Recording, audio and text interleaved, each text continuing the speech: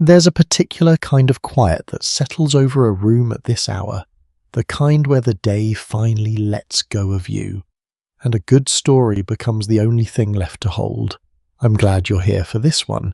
Settle in, get comfortable, and let's go back further than most stories dare to go back to a time before there was anything at all standing between the human body and the raw, indifferent weather of the earth. Picture this. Somewhere on an open plain tens of thousands of years before anyone thinks to call it prehistory, a small group of people is caught far from shelter when the sky breaks open. The rain is cold, the kind that seems to reach past skin and settle directly into bone, and there is nothing to change into nothing dry, waiting at the end of the walk home. What they are wearing, rough hides stripped from animals and tied with sinew, is now heavier than useless. It clings, it drags, it steals warmth from the body faster than bare skin ever could. Tonight, staying alive will not depend on courage or cleverness. It will depend on something far more basic.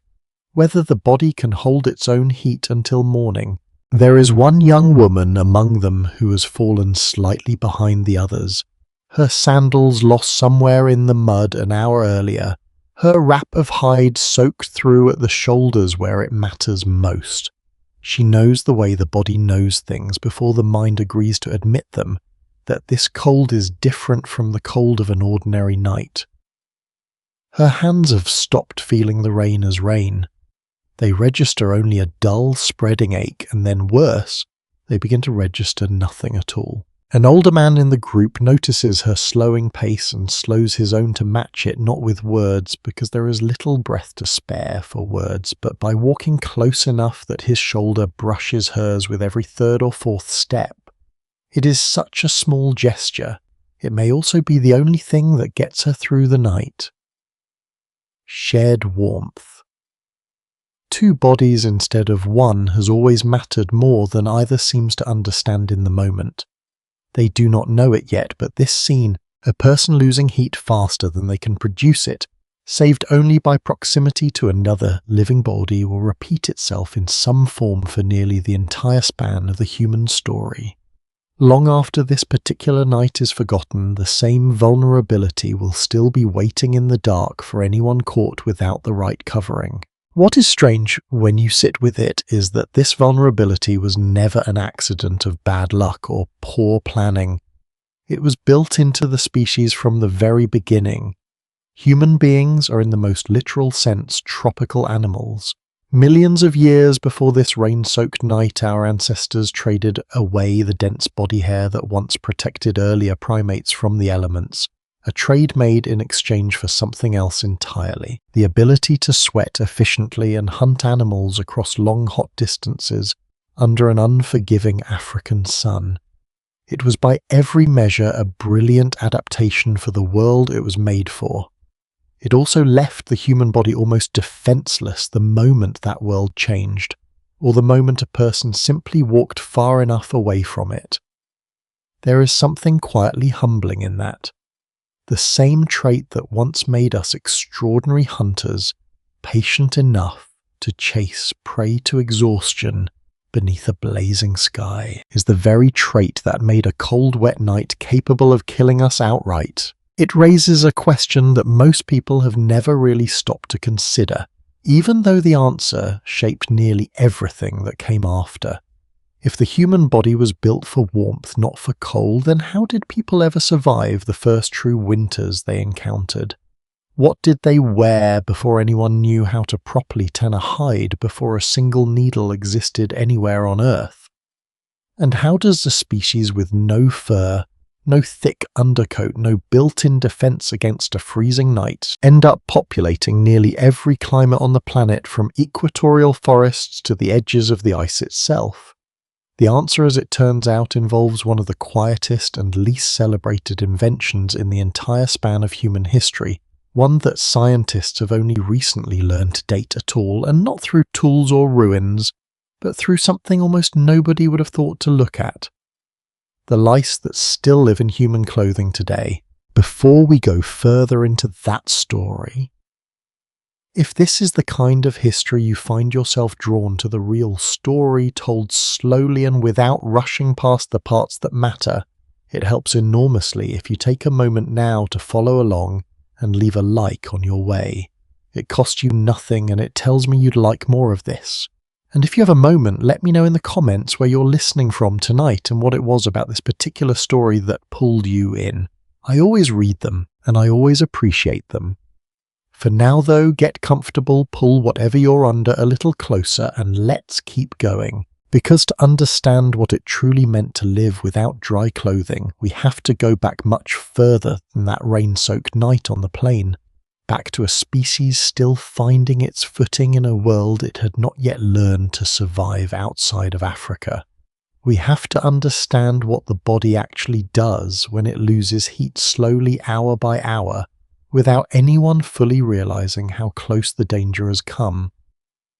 We have to sit with the discovery that for an almost unimaginable stretch of time, longer than the entire recorded history of every civilization that would eventually rise and fall, human beings faced the cold with nothing but instinct fire when they were lucky enough to keep one burning and whatever scraps of hide or bark or woven grass they could press against their skin and hope would be enough. It rarely was.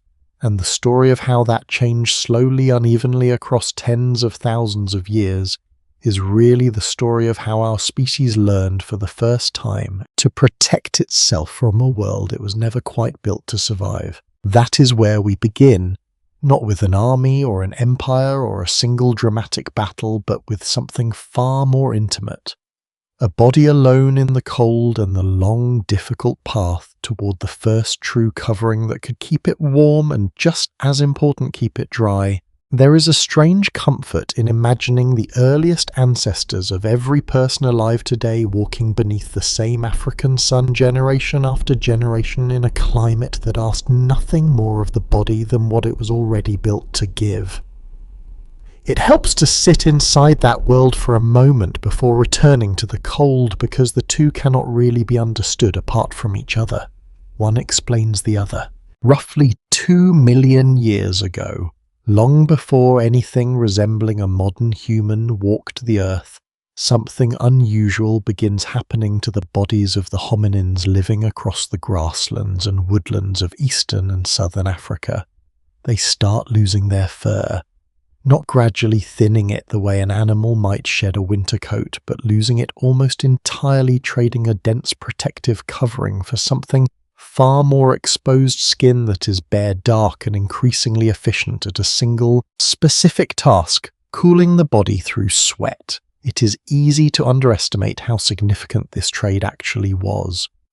Nearly every other mammal on the African plain, from lions to antelope, relies on panting or seeking shade to survive the heat of midday, which limits how long and how far they can move without rest.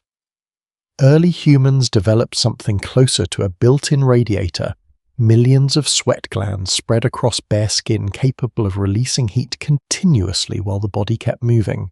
It meant a hunter could in theory chase an animal across open ground for hours in the punishing heat of the day, long after the animal itself had been forced to slow down and overheat.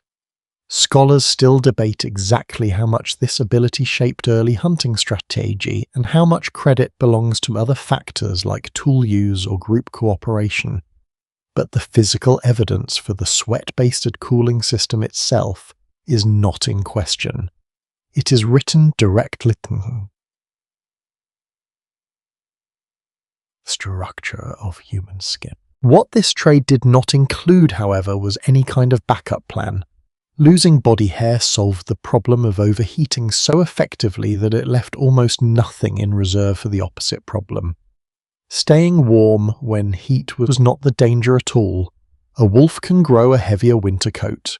A bear can add fat and fur together and disappear into a den for months. Early humans had no equivalent adjustment built into the body itself. What they had instead was intelligence, cooperation, and eventually tools. For an extraordinarily long stretch of time, that combination was enough, mostly because there was very little reason to test its limits. Early Homo sapiens, when they first appear as a distinct population roughly 200,000 years ago, are living almost entirely within a band of Africa that never asks the body to do more than it already can. Warm days, warm nights, seasonal rain rather than seasonal frost. It is in a very real sense a world without urgency. That absence of urgency is worth pausing on because it changes how we should picture these early people. They were not primitive in the way that word sometimes implies. They were skilled, socially complex, and deeply attuned to their environment, capable of controlling fire crafting, stone tools with real precision, and passing down accumulated knowledge across generations. What they lacked was not intelligence but exposure. Nobody invents a solution to a problem they have never had to face, and for tens of thousands of years, freezing to death simply was not a problem that early Homo sapiens living within the warmth of their home range had any particular reason to solve. This is part of what makes the eventual encounter with cold climates so revealing. It was not a gradual, comfortable transition.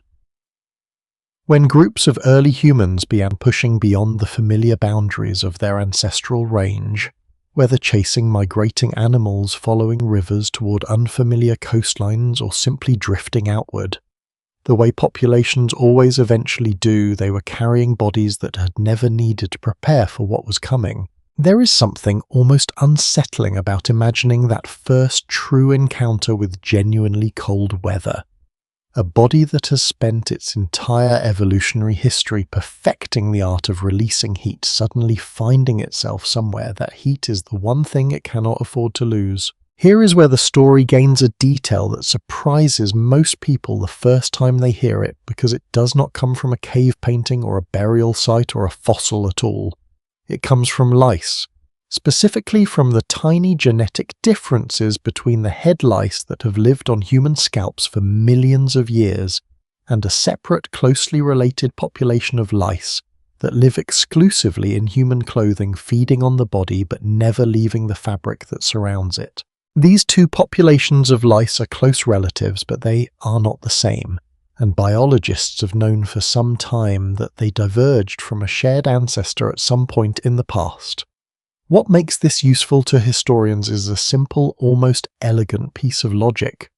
Clothing lice cannot exist without clothing. They have no other habitat, which means the moment in evolutionary history when these two populations split apart marks with reasonable accuracy the moment human beings began wearing something regularly enough for an entirely new form of parasite to adapt to it and thrive. When researchers ran the genetic analysis, the number that came back was startling.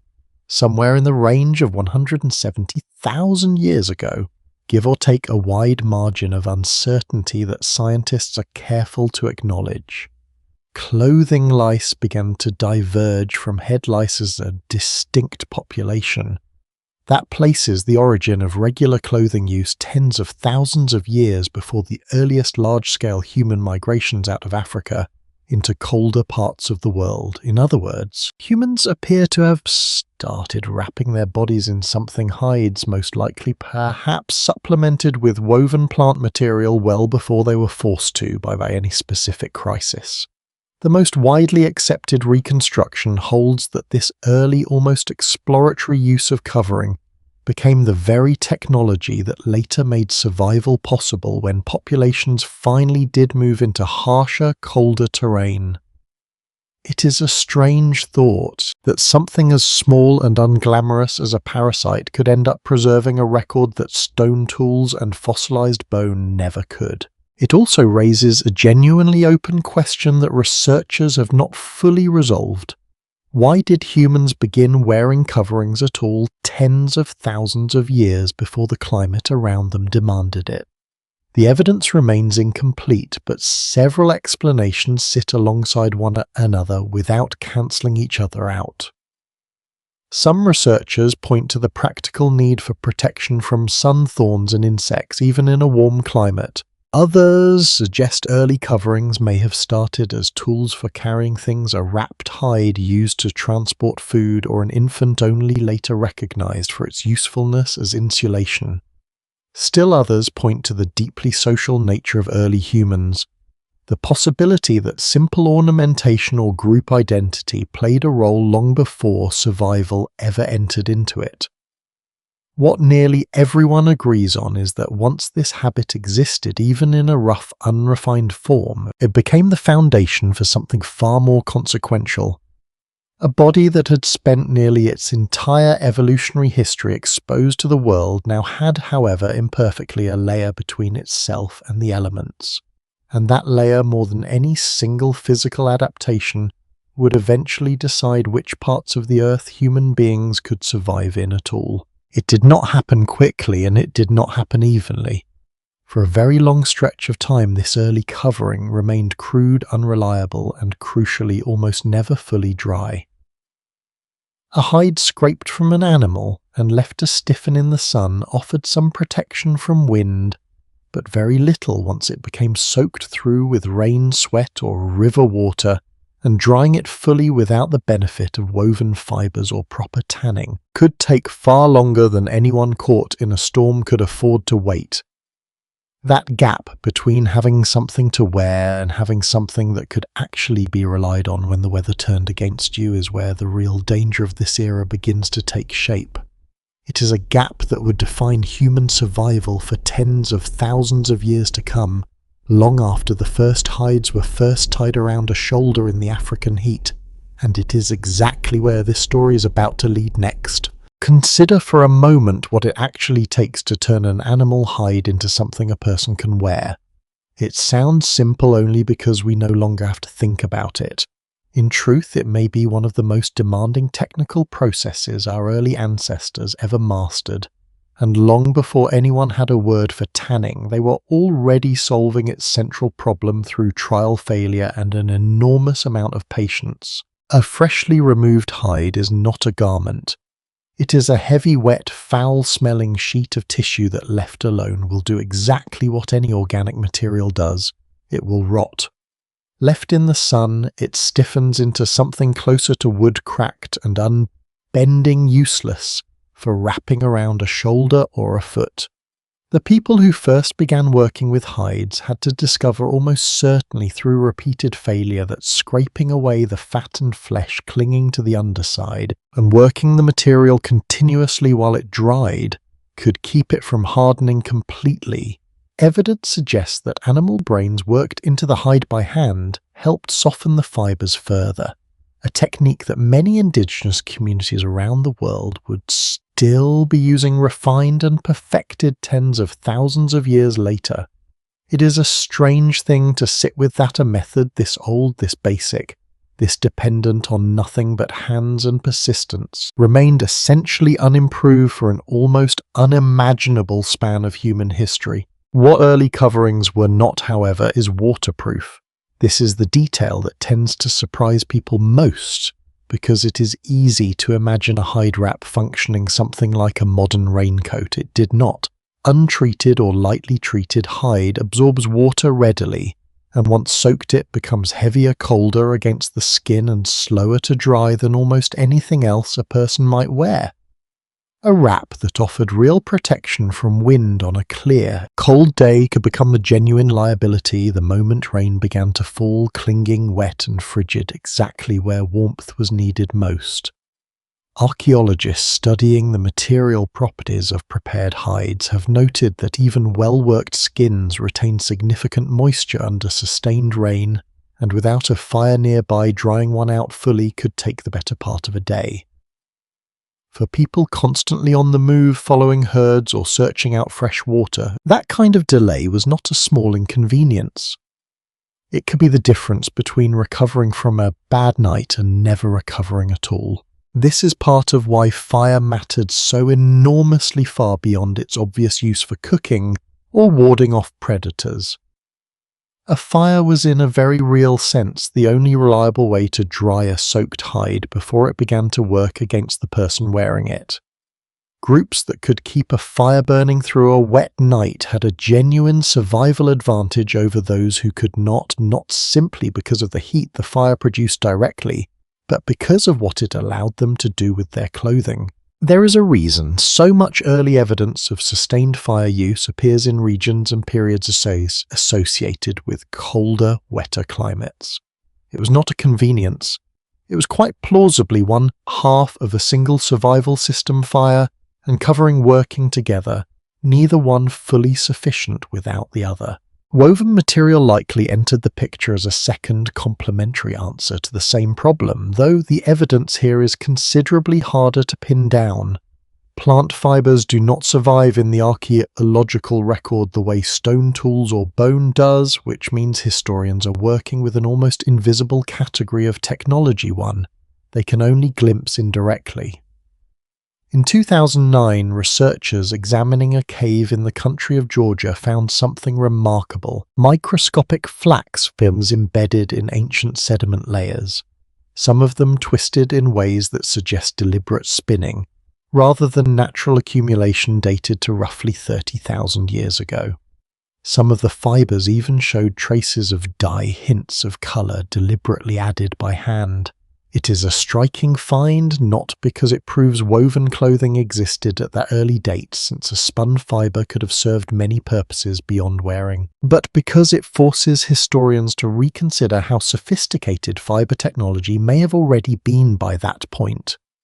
Scholars still debate how widely such techniques had spread, and whether they represent an isolated innovation or a broader, largely invisible tradition stretching back much further.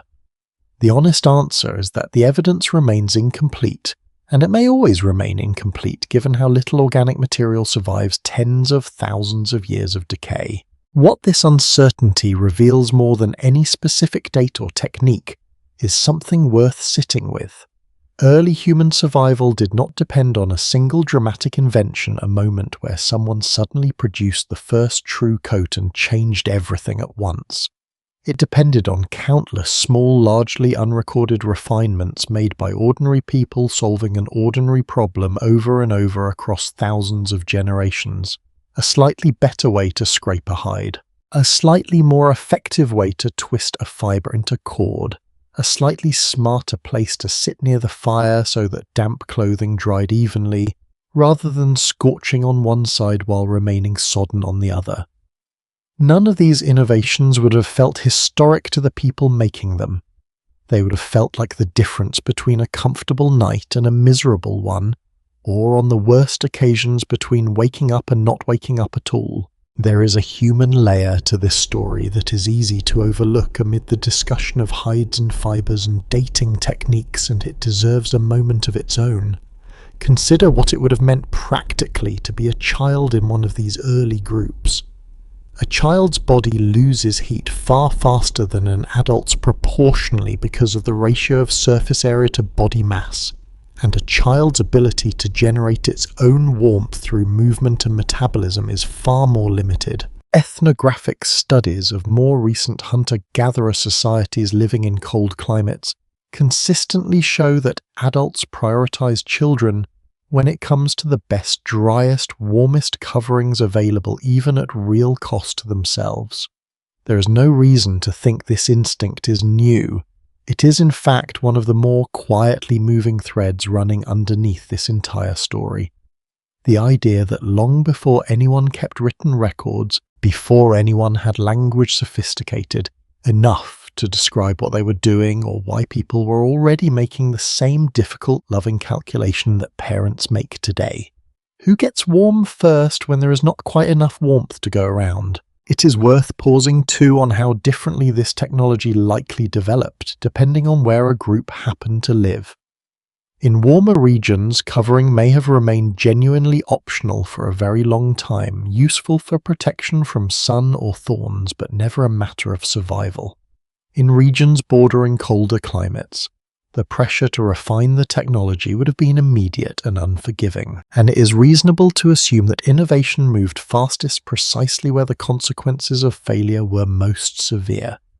This uneven pressure may help explain why clothing technology appears to have developed unevenly across different populations and time periods rather than spreading as a single uniform invention. Necessity in this case quite literally shaped the pace of progress. By the time human groups began seriously pushing into the colder margins of the world, then they were not arriving empty-handed. They carried with them a body of accumulated knowledge, imperfect, unevenly distributed, and still dangerously incomplete in the coldest conditions, but real nonetheless. Scraped and softened hides. Possibly in some places the beginnings of true woven fibre. A relationship with fire that had become inseparable from the act of staying warm and dry. It was enough to make survival possible in conditions that would have been unthinkable for their ancestors only tens of thousands of years earlier. It was not, however, enough to make that survival easy or safe or anything close to guaranteed. Because the deeper into cold, wet, unpredictable terrain these groups travelled, the more clearly one uncomfortable truth would have revealed itself night after night, storm after storm. Having something to wear and having something you could actually depend on when the weather turned were not the same thing at all, and somewhere ahead of them in landscapes colder and stranger than any their ancestors had known, that gap was about to be tested in ways that would decide quite literally who lived and who did not. Somewhere along the way, covering the body stopped being a matter of loosely wrapped hide and started becoming something closer to engineering. It is worth sitting with how significant that shift actually was, because it did not happen all at once and it did not happen everywhere at the same pace, but once it began, it changed what kind of world a human being could survive in. The clearest physical evidence of this shift comes from an object so small that it is almost easy to miss its significance entirely. In a cave in southern Siberia, a place called Denisova Cave, researchers recovered a sliver of polished bird bone carefully shaped and pierced through with a tiny hole at one end. It is a needle and not a crude one. Whoever made it had smoothed its surface and drilled its eye with a precision that suggests real skill, not a first attempt. The layer of sediment it was found in has been dated to roughly 50,000 years ago, making it among the oldest sewing needles ever discovered anywhere on Earth. A needle like this does not exist for people who are simply draping hide over their shoulders and tying it at the waist. A needle exists for people who are joining pieces of material together, shaping fabric or hide around the specific contours of arms, legs, and torsos, creating something closer to what we would recognize today as a fitted garment rather than a loose covering. This distinction matters more than it might first appear. A wrapped hide, however well prepared, still leaves gaps. Wind finds its way in at the neck, the wrists, the ankles, anywhere the material is not secured tightly against the body. Cold air moving across exposed skin pulls heat away far faster than still air trapped close to the body, which is part of why a loosely wrapped covering, even a thick one, can still leave a person dangerously cold in genuinely harsh conditions. A sewn, fitted garment solves this problem in a way that a wrapped one simply cannot. It seals those gaps. It traps a thin layer of warmed air directly against the skin and keeps it there, which is in essence the same basic principle behind winter clothing today. The invention of the eyed needle, small and easy to overlook as it seems, may represent one of the more consequential technological leaps in the entire story of human survival, because it made possible a fundamentally more effective form of insulation than anything that came before it. What makes this even more remarkable is who else appears to have had access to broadly similar technology at broadly the same time.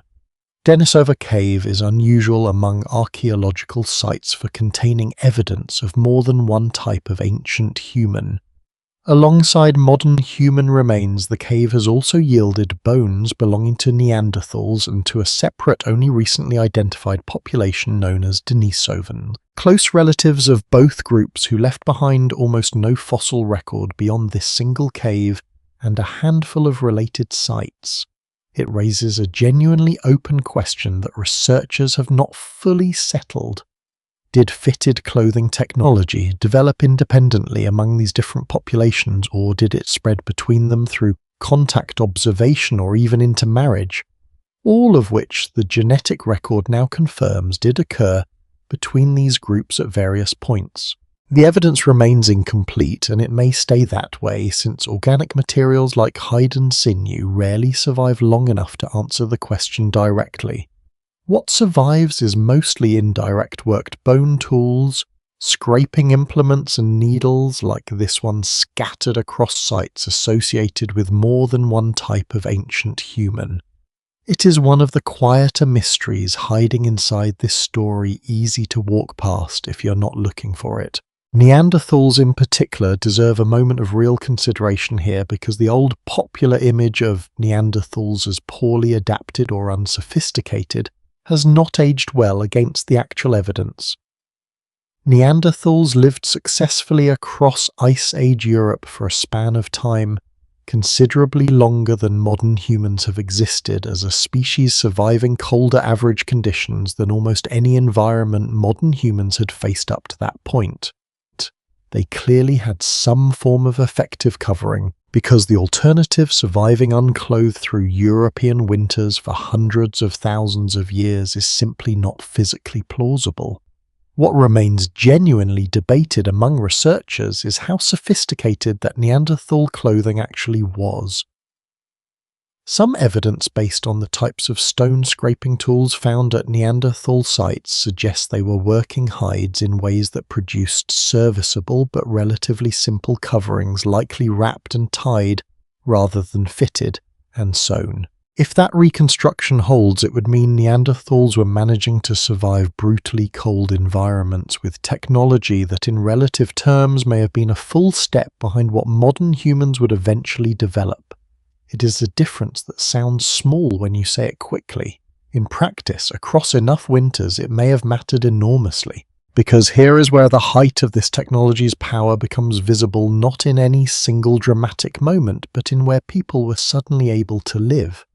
By roughly 40,000 years ago, modern humans were establishing themselves across some of the coldest, harshest terrain in the world, deep into Ice Age Europe, across the open plains of what is now Russia and Ukraine, into regions where winter temperatures regularly dropped far below anything the earliest African populations had ever needed to survive. This was not a slow drift into slightly cooler territory. It was a genuine expansion into environments that would have been immediately brutally lethal to a person relying on nothing but an unfitted hide and a fire that might or might not stay lit through the night.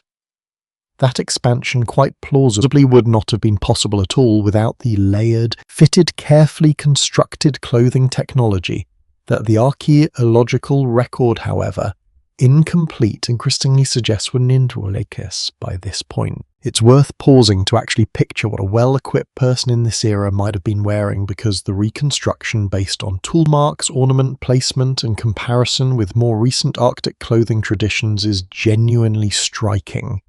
Layers rather than a single covering. An inner layer worn close to the skin, likely made from softer, more supple hide. An outer layer looser and thicker, trapping warmed air in the space between the two.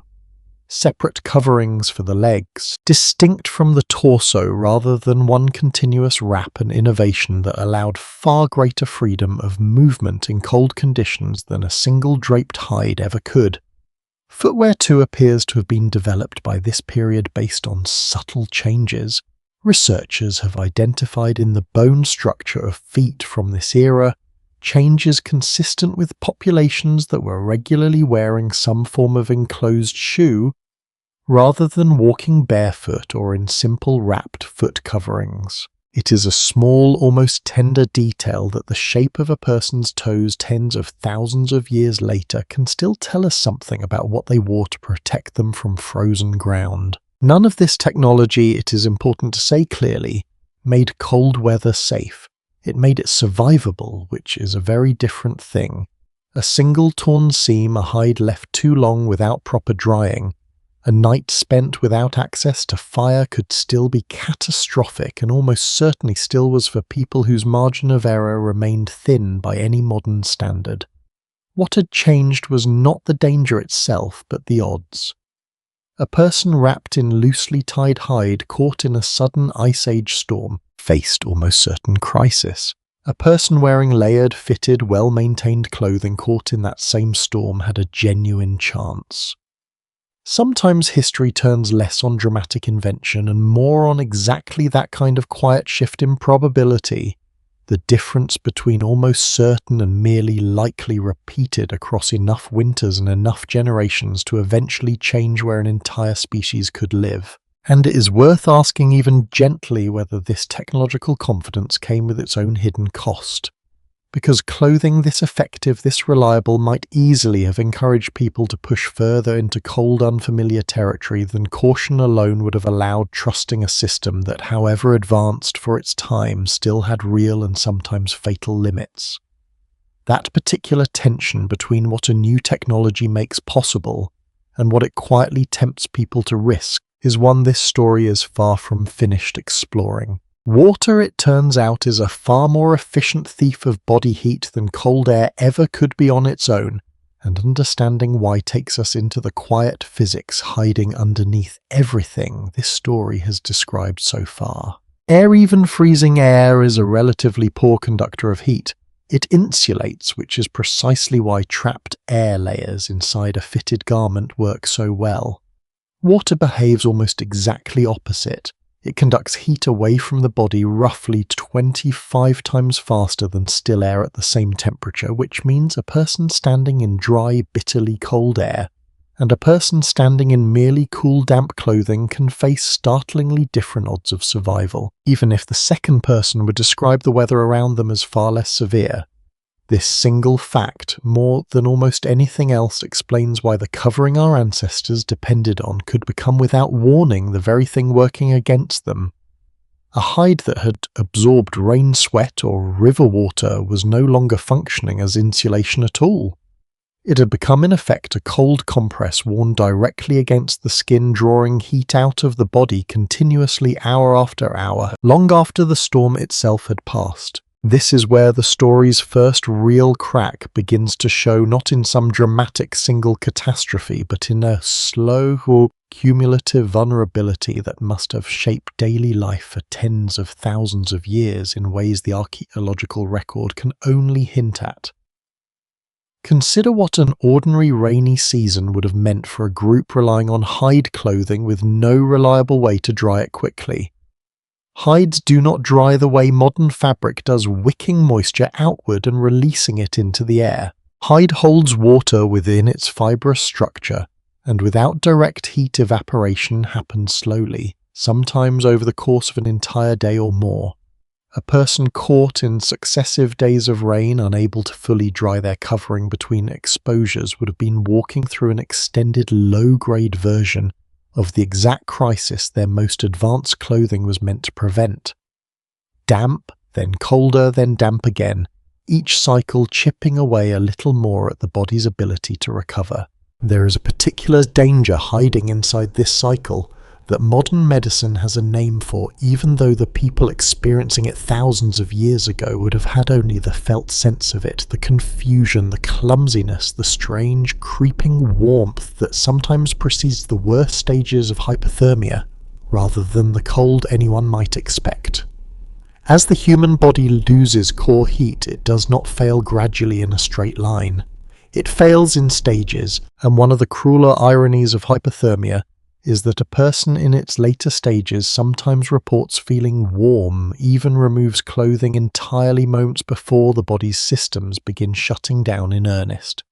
Physicians studying modern cold water rescue cases have documented this repeatedly, and there is no reason to think the underlying biology has changed in the tens of thousands of years since a person first experienced it on some unrecorded freezing night. It raises an uncomfortable but honest question.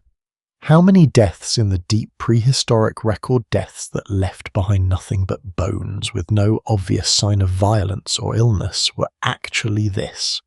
A slow, quiet failure brought on by clothing that had simply stopped doing its job.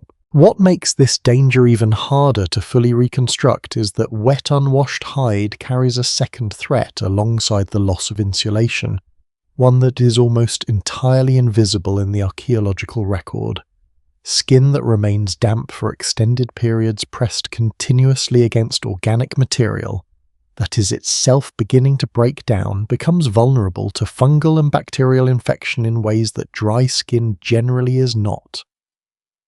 Modern military medicine has a well-documented condition, sometimes called immersion foot or trench foot, that develops when feet remain wet and cold for prolonged stretches, causing tissue damage that can, in severe cases, lead to infection serious enough to threaten a limb or a life. Researchers studying the physical demands faced by prehistoric populations have suggested cautiously that some version of this same vulnerability almost certainly existed for anyone whose footwear or leg coverings stayed soaked through for days at a time, particularly during river crossings, wetland travel, or extended rainy seasons. The evidence here remains genuinely difficult to pin down, since soft tissue damage of this kind leaves little or nothing behind in the bone record, but the underlying physiology gives researchers real confidence that this was a real and recurring danger even without a direct fossil to point to. It is worth turning here to a discovery that, although it comes from a period considerably later than the Deep Ice Age migrations already discussed, offers an unusually vivid and detailed window into exactly how seriously ancient people took this problem once they understood it. In 1991, hikers in the Alps along the border between Austria and Italy discovered a human body preserved in glacial ice, a man who had died roughly 5,300 years ago, and whom researchers would come to call Ötzi. What makes Ötzi extraordinary beyond the simple fact of his preservation is that his clothing survived alongside him almost completely intact, giving historians something the earlier Ice Age record almost never offers: a complete wearable outfit rather than scattered tools and inference. What researchers found when they finally examined the layers carefully was a level of engineering that surprised even specialists who had spent careers reconstructing prehistoric clothing from indirect evidence. Ötzi wore a base layer stitched from goat hide worn close to the skin. Over that, a woven grass cape densely constructed, functioning as an outer shell against wind and rain in a way remarkably similar to how a modern rain shell works over an insulating layer beneath it. His shoes, perhaps of the most striking detail of all, were constructed from bearskin on the sole and deerhide on the upper, stitched together with bark string, and packed on the inside with soft grass, woven and shaped specifically to trap warm air around the foot while wicking moisture away from the skin.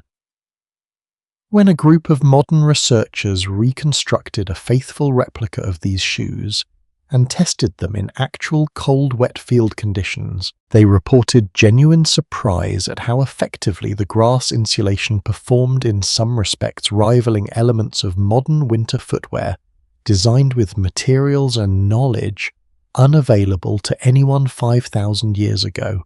It is a striking reminder that the gap between ancient people and ourselves in terms of practical problem solving was often far narrower than we tend to assume. What Ötzi's clothing reveals beyond simple technical skill is a level of understood risk.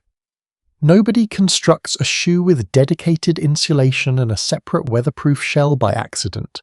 That kind of layered, purpose-built design reflects generations of accumulated, hard-won knowledge about exactly the vulnerability we have been describing, the specific and often lethal difference between a body kept dry and a body left to fend for itself in dampness. Scholars still debate how representative Ötzi's equipment actually was of ordinary people in his era, since a man found alone high in the mountains may have been unusually well equipped for a demanding journey, rather than typical of everyday dress in the valleys below.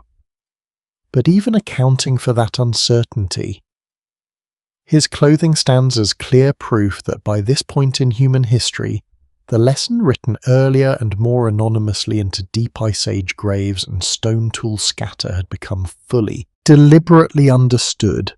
Staying warm was not only about having something to wear, it was about managing moisture with as much care as managing cold itself. Why, though, does this particular danger seem to have taken so long to be fully solved if the underlying physics never changed across all those tens of thousands of years? Part of the answer may simply be that solving it required more than clever design. It required specific materials, particular grasses suited to insulation animals, whose hide behaved well when layered and stitched, and enough accumulated experience passed down carefully enough across enough winters for a true system to emerge rather than a single lucky improvisation. The evidence remains genuinely incomplete on how gradually or unevenly this understanding spread across different populations and different environments, and it is entirely possible that some groups solved this problem far earlier than the record currently shows, while others continued facing the same old vulnerability for thousands of years longer. What is clear, though, is that the danger itself, water quietly undoing the very protection meant to save a life, never fully went away. It simply became in time a problem some people learned to manage with real skill, while others caught without that accumulated knowledge kept paying the old price. And that unevenness, the gap between those who had mastered this quiet danger and those who had not, is about to matter a great deal more, because the story is approaching a period when the climate itself stopped merely testing that gap and began in places to punish it without mercy. Somewhere around 26,000 years ago, the Earth entered a period cold enough that historians and climate scientists still refer to it without much need for embellishment as the coldest stretch our species has ever had to survive. It is called the last glacial maximum, and it is worth understanding just how total this cold actually was, because it changes everything about how we should picture human life during this era. Ice sheets, some of them more than 2 miles thick, buried enormous portions of what is now Canada, Northern Europe, and Scandinavia, locking away so much of the planet's water that global sea levels dropped by well over 300 feet compared to today. Entire coastlines that people once lived along simply do not exist anymore, submerged when the ice eventually melted, which means a significant portion of the human story from this period is quite literally underwater and lost to us. Average temperatures across much of Ice Age Europe and Asia sat far below anything a modern person living in those same regions would consider ordinary winter weather, and this was not a passing cold snap. It lasted in its most severe form for several thousand years, meaning entire human lifetimes, generation after generation, were lived out entirely within conditions that would today be considered a genuine climate emergency. This is the period where the uneven gap described earlier between people who had truly mastered clothing and moisture management and people who had not stopped being a matter of occasional misfortune and became something closer to a sorting mechanism, quietly determining which populations persisted and which did not. It did not announce itself as a single crisis. It arrived most likely as a slow tightening, a series of increasingly brutal winters that any given group might survive individually, but which, repeated often enough across enough years, would eventually expose every weakness in a group's clothing, shelter, and stored resources. Archaeologists studying settlement patterns from this period have noted something telling. The number of known human sites across much of Ice Age Europe appears to contract sharply during the coldest centuries of this period, before expanding again once conditions eased. Populations did not vanish everywhere, but in many regions they appear to have pulled back into smaller, more defensible pockets, likely areas with reliable fuel for fire, adequate shelter, and quite plausibly, communities that had reached a genuinely sophisticated level of clothing technology. It is within this exact window of extreme cold that one of history's more quietly debated mysteries comes into sharper focus: the disappearance of the Neanderthals. For hundreds of thousands of years, Neanderthals had survived across Ice Age Europe with real success, adapted in obedient behavior to cold environments in ways that modern humans evolved originally for the African tropics simply were not. And yet somewhere between roughly 40,000 and 35,000 years ago, in the run-up to this coldest period, Neanderthal populations decline and eventually disappear from the archaeological record entirely, while modern human populations in the same regions persist, adapt, and eventually thrive. Why this happened remains one of the genuinely open questions in the entire field of human evolution, and it would be dishonest to present any single answer as settled fact. Multiple explanations sit alongside each other in the current research, and most specialists now believe the true answer likely involves several factors acting together rather than one dramatic cause. Some point to competition for the same limited resources during a period of increasing climate stress. Others point to the small scattered nature of Neanderthal populations, which left them more vulnerable to the kind of chance events disease, a single catastrophically bad winter, that a larger, more interconnected population could absorb and recover from. And a growing number of researchers have pointed specifically toward the clothing gap discussed earlier. The possibility that modern humans arriving with fitted, layered, needle-sewn garments held a genuine survival advantage during the harshest stretches of this cold period that Neanderthals working primarily with simpler wrap-tied coverings did not share to the same degree. It is a theory that deserves to be handled with real care, because it is tempting and misleading to reduce an entire extinction event to a single cause as tidy as clothing. The evidence remains incomplete, and researchers are careful to note that genetic evidence also shows Neanderthals and modern humans interbred at multiple points during this same era, meaning the two populations were not living in complete isolation from one another, and meaningful cultural exchange, potentially including clothing techniques, cannot be ruled out entirely. What can be said with more confidence is this: during precisely the period when surviving extreme sustained cold depended more than ever on the small cumulative advantages built into daily habits, fire management, moisture control, the quality and fit of a garment. Modern human populations appear to have entered that crisis with a technological edge that, even if it was not the sole determining factor, would very plausibly have mattered. Sometimes history does not turn on a single battle or a single dramatic decision. Sometimes it turns on which group could keep its children's feet dry through one more brutal winter than the other. It's worth pausing here on something easy to overlook amid the discussion of survival and extinction, which is what daily life inside a well-adapted group might actually have looked and felt like during this coldest period, because it was not by any means only crisis and struggle. Sites from this era, particularly across the plains of what is now Ukraine and Russia, have revealed something genuinely remarkable. Structures built from the bones of woolly mammoths, carefully arranged into circular walls and likely covered with hide to form durable wind-resistant shelters. At one site near the modern village of Mizhyrich, archaeologists uncovered the remains of such a dwelling constructed from the bones of dozens of mammoths, a structure that would have required real planning, real cooperative labor, and real confidence that effort was worth investing in a place the group intended to return to season after season, rather than abandon after a single use. People living inside shelters like this, wrapped in the kind of layered, fitted clothing described earlier, drying their garments carefully by a maintained fire, were not simply enduring the Ice Age.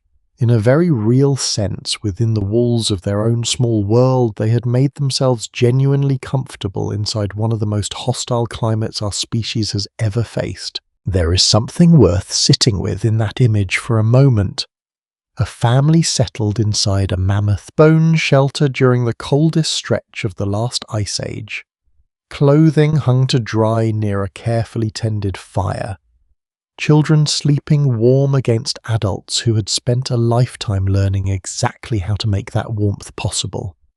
It is easy from a comfortable distance of tens of thousands of years to imagine this era only as struggle and near constant danger. And there was real danger, more of it than most modern lives will ever have to reckon with.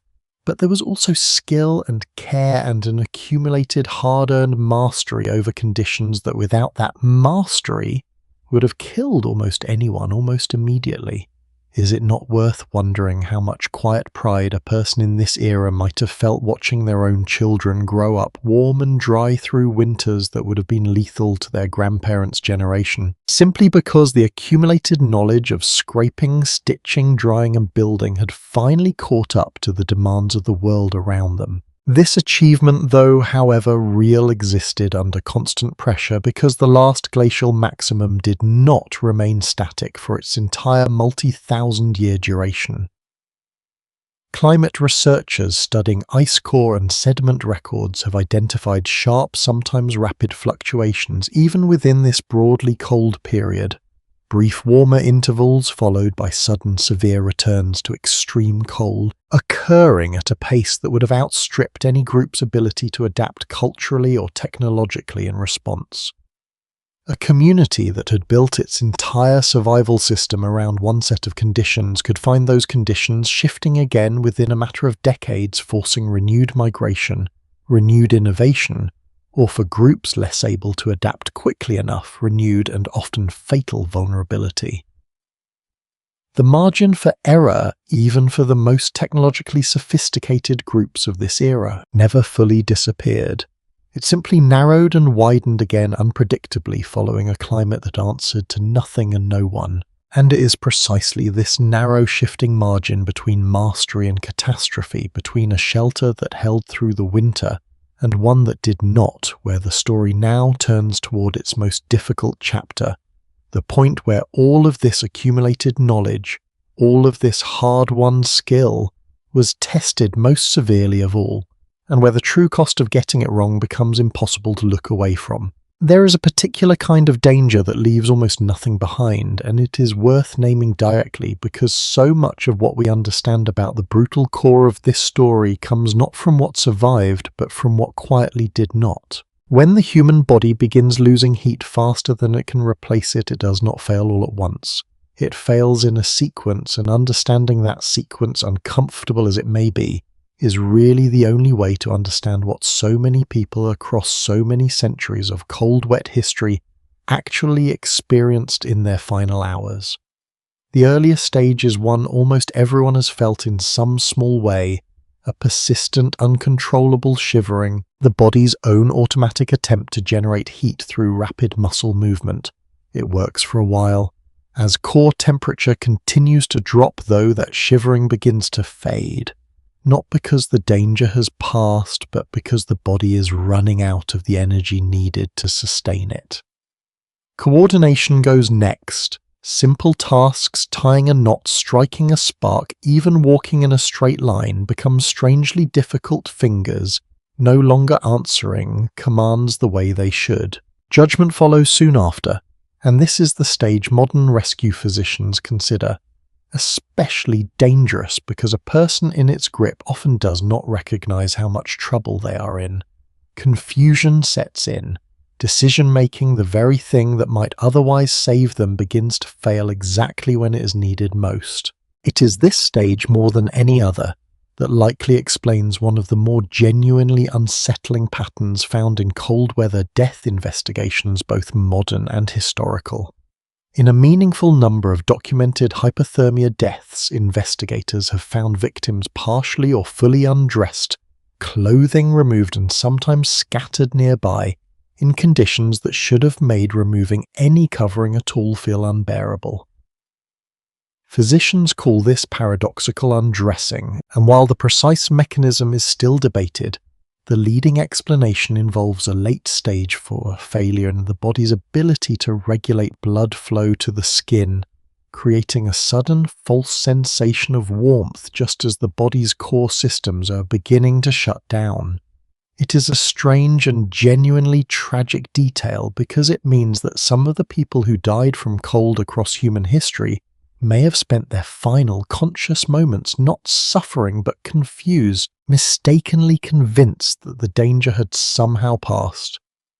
There is no way to know how often this happened in the deep prehistoric record specifically, since it leaves no clear mark on bone, and the evidence here remains entirely inferential, built from modern medical case studies rather than direct ancient testimony. But the underlying biology has not changed in tens of thousands of years, and there is little reason to think our distant ancestors were spared this particular cruelty. Frostbite tells a different though related story, one written more directly into the injuries that occasionally do survive in the archaeological record. As the body loses core heat, it protects its vital organs by deliberately restricting blood flow to the extremities, sacrificing fingers, toes, ears, and nose in order to keep the heart, lungs, and brain functioning as long as possible. It is in its own grim way a kind of triage. The body performs automatically without consultation, prioritizing survival over wholeness. In severe prolonged cold exposure, this restricted blood flow can cause tissue to freeze outright, and if the damage is severe enough that tissue does not recover once warmth returns. Researchers examining skeletal remains from cold climate archaeological sites have occasionally identified bone changes consistent with frostbite injury and subsequent healing. Evidence of people who survived a serious cold injury, sometimes losing part of a toe or finger, and continued living for years afterward. These findings are rare, and interpreting them with confidence is genuinely difficult since similar bone changes can result from other causes as well. Scholars studying this evidence tend to describe their conclusions carefully, noting what the pattern is consistent with rather than claiming certainty. Even with that caution, though, these cases offer something valuable, a small physical record of people who faced this exact danger and lived, carrying the evidence of that survival in their bones for the rest of their lives. What makes wet clothing so uniquely dangerous within this whole sequence, more dangerous in many documented cases than dry? Cold alone comes back to the same basic physics already introduced, but it is worth returning to here with the full weight this moment deserves. A person in dry clothing, even in genuinely brutal cold, benefits from trapped air acting as insulation buying time, slowing the whole dangerous sequence down. A person in wet clothing loses that protection entirely, and modern survival medicine consistently identifies wet, windy conditions, even at temperatures well above freezing, as more dangerous in practice than dry cold, significantly colder on a thermometer. This is precisely why the earlier story the group caught in sudden rain, the hide clinging soaked and heavy, the young woman whose hands stopped registering the difference between rain and nothing at all, was never simply an atmospheric detail. It was quite literally the exact mechanism that measurably increased how quickly this entire sequence, shivering clumsiness, confusion, and finally collapse could unfold. Dry cold gave people time, wet cold took it away. There is a particular kind of scene worth sitting with honestly here. Not for shock, but because understanding it is part of understanding what survival genuinely demanded of prehistoric people day after day in a way modern life rarely asks of anyone. Imagine a hunting party several days from the nearest reliable shelter, caught by an early unexpected freeze after days of steady rain had already soaked every hide they carried. There would have been no way to fully dry that clothing without fire, and building a fire in driving wind with damp fuel and cold, clumsy hands is difficult even for someone experienced, let alone someone whose coordination is already beginning to fail. Ethnographic accounts from more recent Arctic and subarctic hunter-gatherer communities whose survival techniques descend directly from this same deep tradition describe exactly this scenario as one of the most feared situations a traveling group could face, or in practical terms, than an encounter with a dangerous animal, because it offered no clear enemy to fight, only a slow, quiet unraveling that skill and courage alone could not always reverse.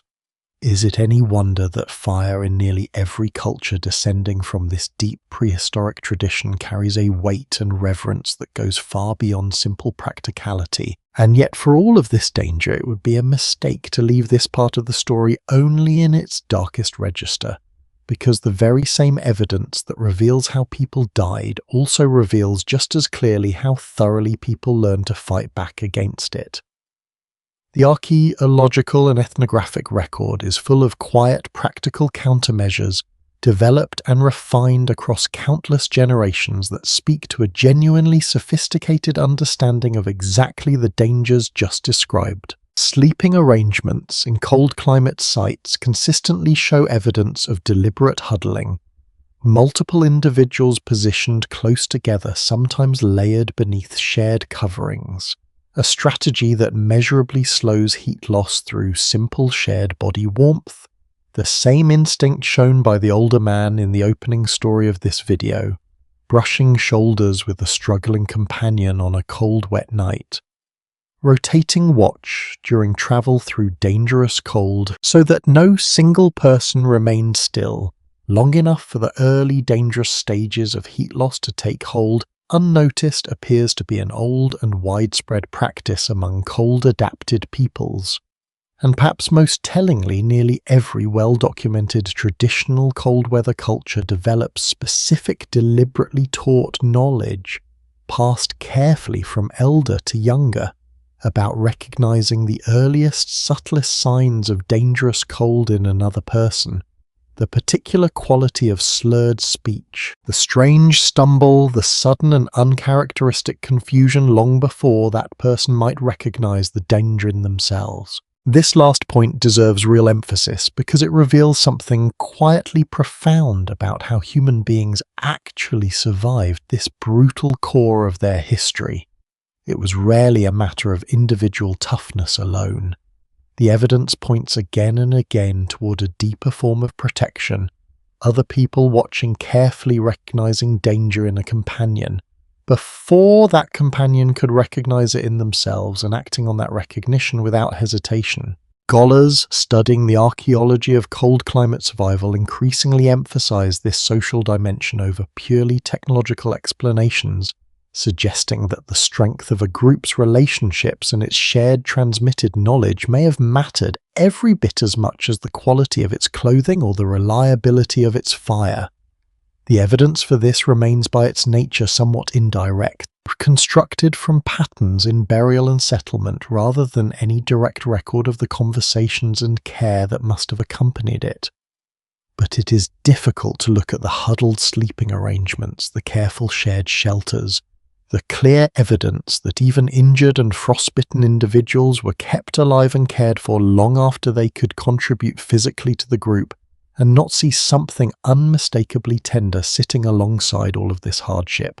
Because that in the end may be the truest core of this entire chapter of the human story, not simply that the cold was dangerous, though it certainly was dangerous enough to kill quietly, confusingly, sometimes without a mark left behind for archaeologists to ever find, but that against exactly that danger, human beings responded not only with hides and needles and carefully tended fires, but with each other, watching warming, noticing what a failing body could no longer notice in itself. It is a form of protection that leaves far less physical evidence than a well-stitched shoe or a carefully scraped hide.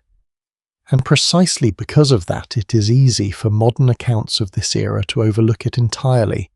What remains instead are the traces this kind of care leaves behind in less obvious places, in bones that healed from injuries too severe for a person to have survived alone, in shelters clearly built for more warmth than any single occupant could have needed, in patterns of settlement and behavior that only make sense if we accept that survival, even at its most brutal, was rarely something faced entirely alone. That question of exactly how thoroughly we can trust what these old bones and old hearths are quietly telling us is where the story turns next, into the careful, patient work of the people who spend their lives learning to read evidence, this faint, this old, and this easy to misread. Piecing together a story this old, this intimate, and this thoroughly lost to time is not really the work of dramatic discovery most people imagine when they think of archaeology. It is slower than that and far stranger, built less on single spectacular finds and more on decades of patient, sometimes unglamorous investigation into evidence that barely survived at all. Turn for a moment to that lice study mentioned earlier, because it deserves a closer look at exactly how such an unusual method actually works, and why researchers trust it despite how strange it initially sounds. Human head lice and human clothing lice are genetically extremely close relatives, but they are specialized for entirely different environments. Head lice cling to hair using claws shaped specifically to grip a hair shaft of a particular thickness. Clothing lice, by contrast, have evolved slightly different claw proportions, suited instead to gripping the fibers of woven or hide material, and they lay their eggs in the seams and folds of fabric rather than at the base of hair.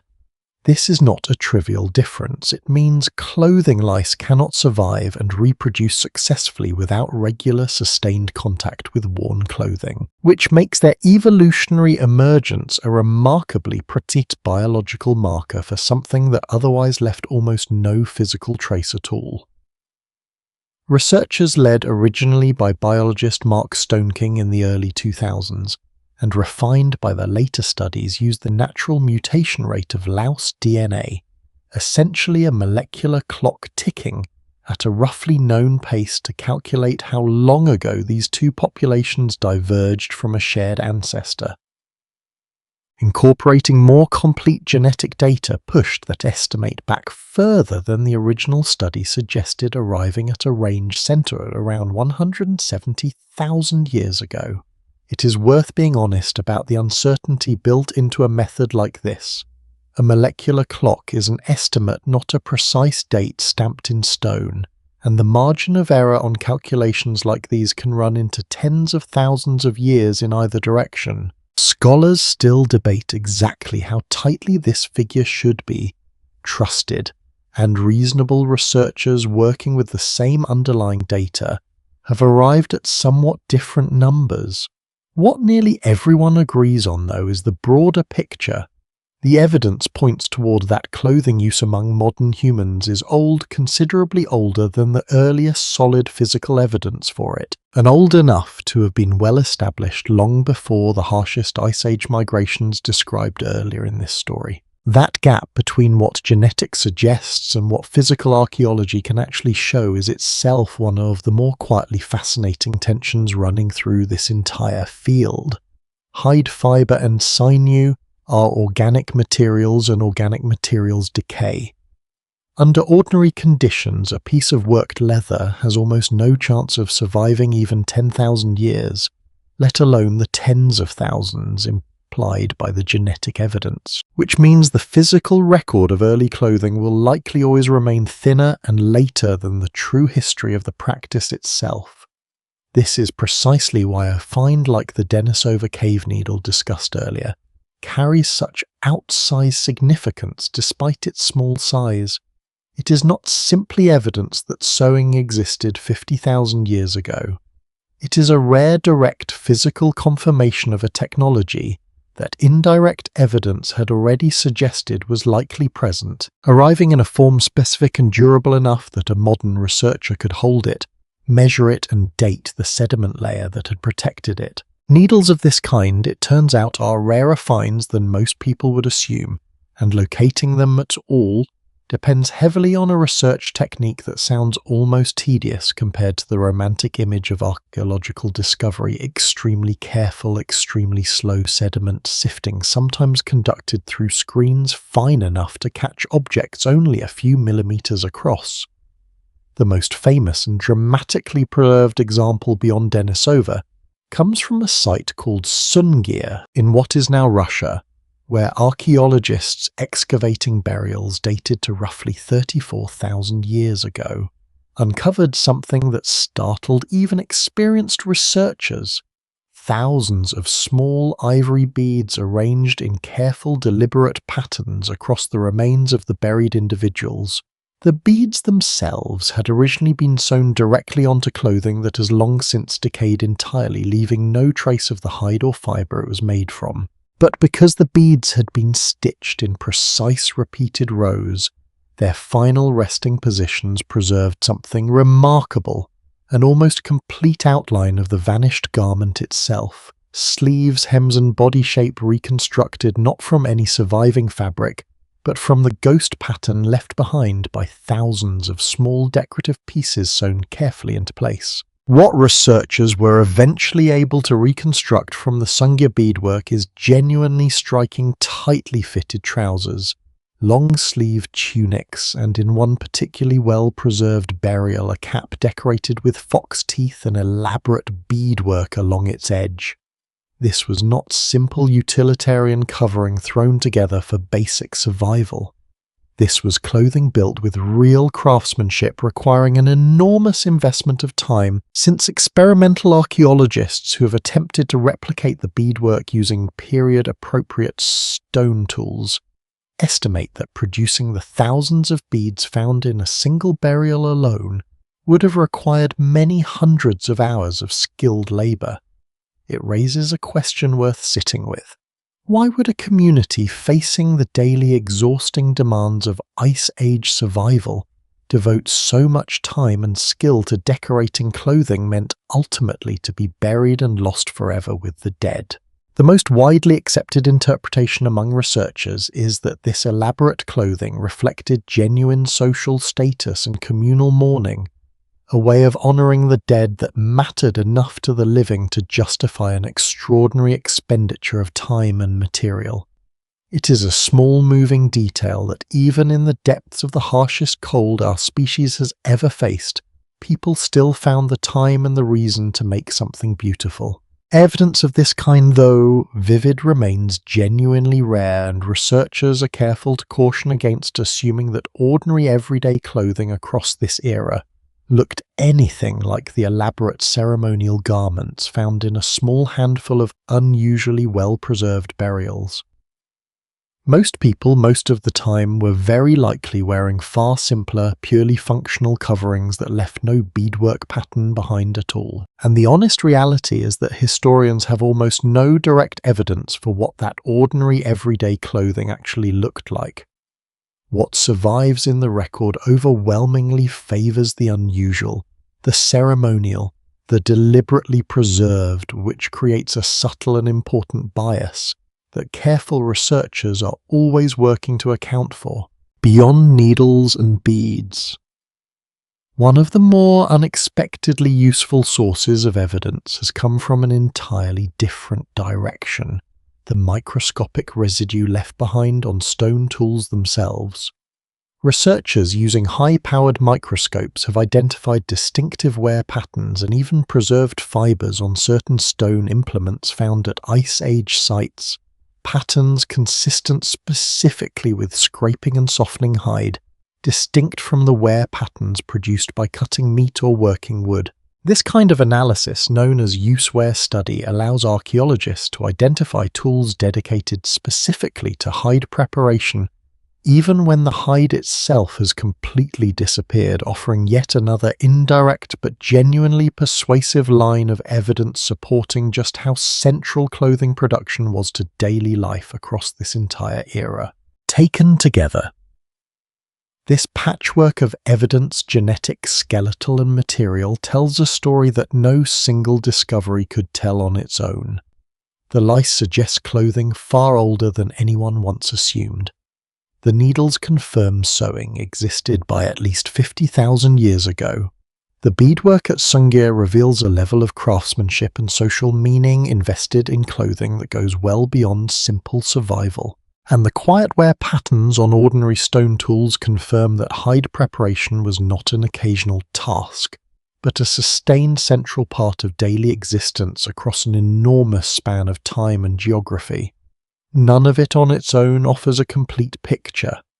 Scholars still debate how these different threads of evidence fit together most accurately, and new discoveries continue to complicate and refine the picture with real regularity.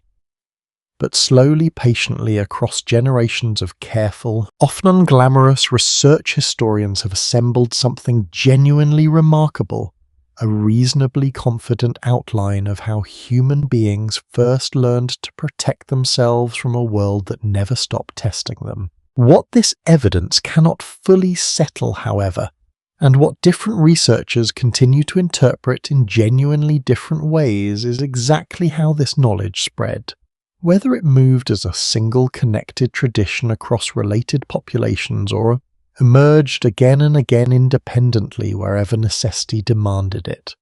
And that particular disagreement, quiet as it may sound, turns out to matter a great deal more than it first appears. Not every historian looking at this same body of evidence arrives at the same conclusion, and it is worth spending real time inside that disagreement.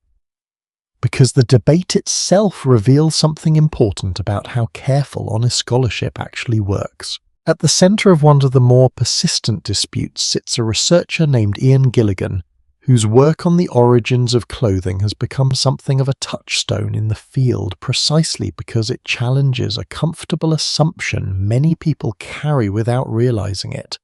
The instinct is to imagine clothing developing along a single steady upward line, simple wrapped hides slowly inevitably improving into fitted sewn garments as human ingenuity accumulated over time. Gilligan's research suggests the reality was considerably messier and considerably more interesting.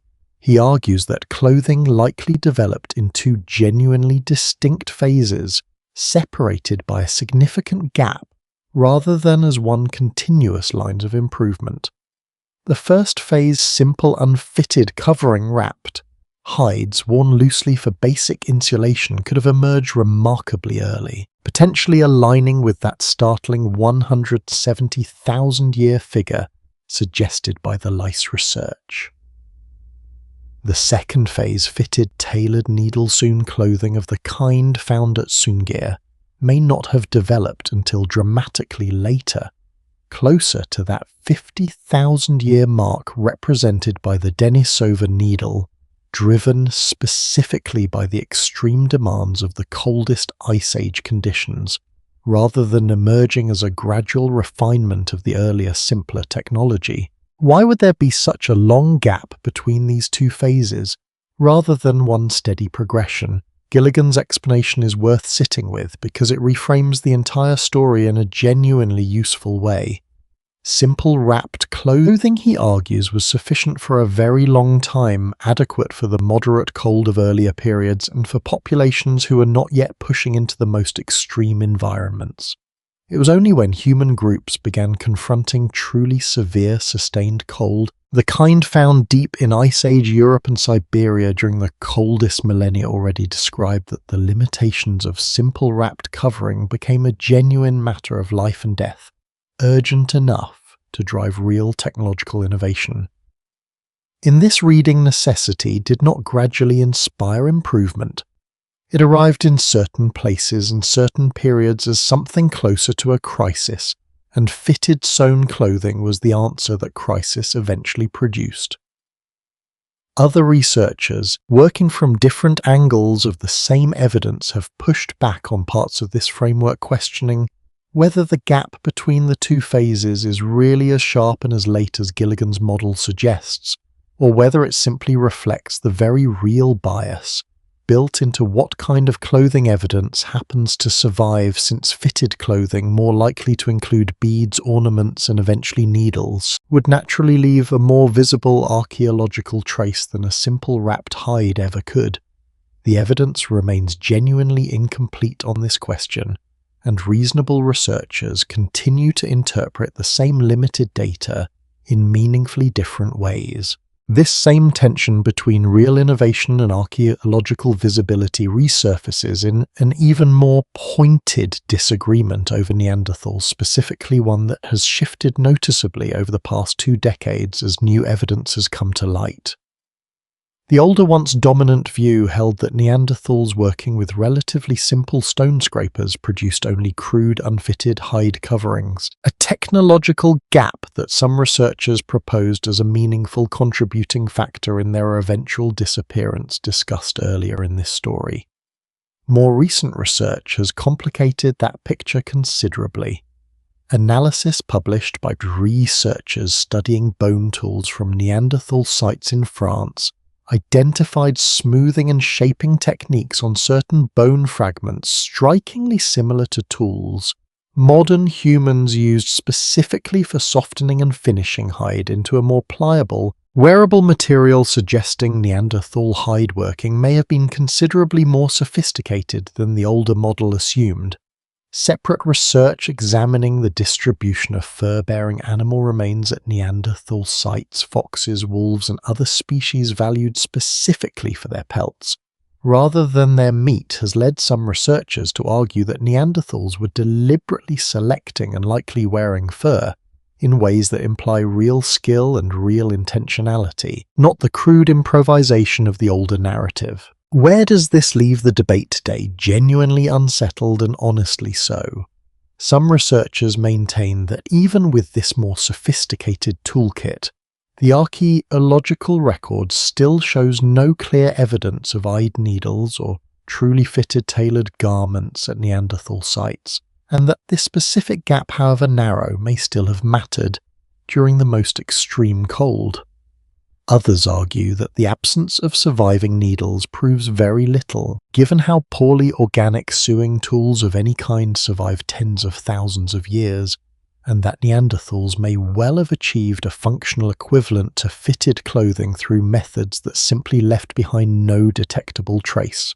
It is worth being honest that this disagreement is not likely to be fully resolved anytime soon, and possibly never will be, given how little organic material from this era has any real chance of surviving into the present. What has changed unmistakably over the past 20 years is the overall picture of Neanderthal capability itself, shifting steadily away from the old image of a less sophisticated cousin species, and towards something closer to genuine technological parity, at least in many respects, with the modern humans who eventually outlasted them. A separate and equally genuine disagreement surrounds the Sungir burials introduced earlier, specifically around what that extraordinary beadwork actually meant to the people who created it. The interpretation offered previously that the elaborate clothing reflected social status and communal mourning remains the most widely cited explanation, but it is not the only one researchers have proposed, and it is worth understanding why. Some specialists studying the burial have pointed to unusual details in the skeletal remains themselves, including apparent evidence of significant physical abnormalities in at least one of the buried individuals, and have suggested the elaborate clothing and burial goods may reflect something more specific than general status, perhaps a particular spiritual or ceremonial role held by that individual within their community. Others caution against reading too much into skeletal evidence, this old and this fragmentary, noting that interpretations of ancient illness or physical difference from bone alone carry a real risk of overreach, since so many conditions can produce similar patterns in surviving bone. What nearly all researchers do agree on, regardless of which specific interpretation they favour, is that the sheer investment of time represented by those thousands of carefully placed beads tells us something genuine and important about this community, that clothing by this point in human history had become something considerably more than a practical necessity. It carried meaning, status, memory, and grief sewn quite literally into its fabric. There is one more layer of disagreement worth including here, quieter than the others, but genuinely relevant to the larger question. This story keeps circling back to, and it concerns the broader pattern of human migration out of Africa itself. For a long time, the dominant model proposed a single, relatively late wave of modern human migration into Eurasia, occurring after the clothing technologies already discussed had time to fully develop. More recent genetic and archaeological evidence has complicated this considerably, suggesting multiple waves of migration out of Africa at different points, some earlier, some following different routes entirely, including a possible southern coastal path along the edge of the Arabian Peninsula and into South Asia, a route that would have exposed early travellers to a far milder climate than the harsh northern route into Ice Age Europe.